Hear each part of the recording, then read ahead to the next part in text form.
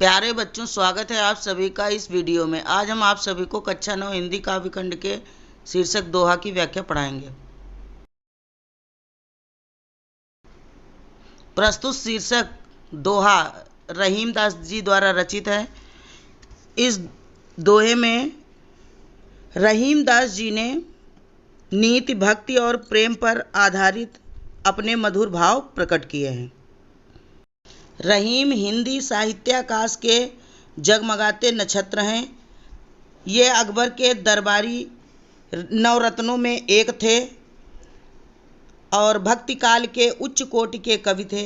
इनका जन्म 1556 ईस्वी में लाहौर नगर में हुआ था, जो पाकिस्तान में है। इनका पूरा नाम अब्दुल रहीम खान खाना था। इनके पिता का नाम बैरम खां। इनकी मृत्यु 1627 ईस्वी में हो गई थी। बच्चों, आज की इस वीडियो में हम रहीम के दोहे का शेष भाग देखेंगे। तो देखते हैं काव्य पंक्ति। प्रीतम छवि नैनन बसी, पर छवि कहाँ समाए, भरी सराय रहीम लखी, पथिक आप फिर जाए। रहीमदास जी कहते हैं कि मेरे नेत्रों में मेरे प्रियतम की छवि बसी हुई है। इसमें दूसरे की छवि बसाने के लिए कोई शेष स्थान नहीं है।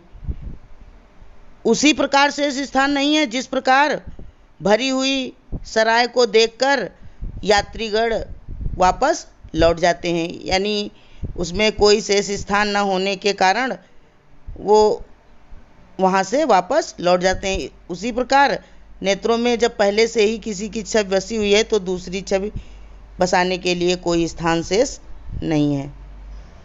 रहीमन धागा प्रेम का, मत तोड़ो चटकाए, टूटे से फिर ना जुड़े, जुड़े गांठ पर जाए।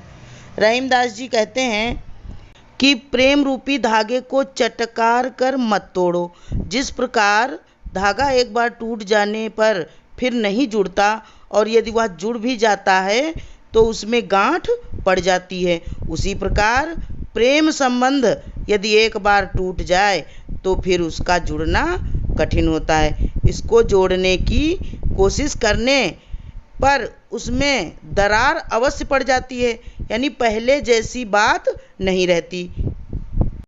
कदली सीप भुजंग मुख, स्वाति एक गुण तीन, जैसी संगति बैठिए तैसोई फल दीन। तो यहाँ पर रहीमदास जी कहते हैं कि स्वाति नक्षत्र में बरसने वाली जल की बूंद एक जैसी होती है, किंतु संगत के अनुसार उसके गुण बदल जाते हैं। वही बूंद कदली यानी केले में जब गिरती है तो कपूर बन जाती है, और वही बूंद जब सीप में गिरती है तो मोती बन जाती है, और जब सर्प के मुख में वही बूंद गिरती है तो वो विष बन जाती है। यह स्वाभाविक प्रक्रिया है, क्योंकि जैसी संगति मनुष्य करता है उसे वैसा ही फल प्राप्त होता है। अलंकार यहाँ पर अनुप्रास और दृष्टांत का प्रयोग हुआ है। तरुवर फल नहीं खात हैं, सरवर पियहि न पान, कहि रहीम पर काज हित, संपत्ति संचय सुजान। यानी रहीमदास जी कहते हैं कि वृक्ष स्वयं अपने फल नहीं खाते हैं, तालाब भी अपना पानी स्वयं नहीं पीता है, फल और जल का उपयोग तो दूसरे लोग ही करते हैं, यानी ये सब परोपकार के लिए ही होते हैं। इसी प्रकार सज्जनों की जो संपत्ति होती है वो परोपकार के लिए होती है। वे अपनी संपत्ति को दूसरे के हित में लगा देते हैं। फिर अगला देखते हैं।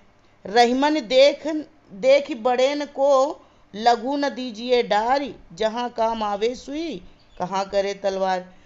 तो इसमें रहीमदास जी कहते हैं कि बड़े लोगों को देखकर छोटे का अपमान नहीं करना चाहिए, उसका साथ कभी नहीं छोड़ना चाहिए। क्योंकि जिस स्थान पर सुई का काम होता है या काम में आती है, उस स्थान पर तलवार उसका काम नहीं कर सकती।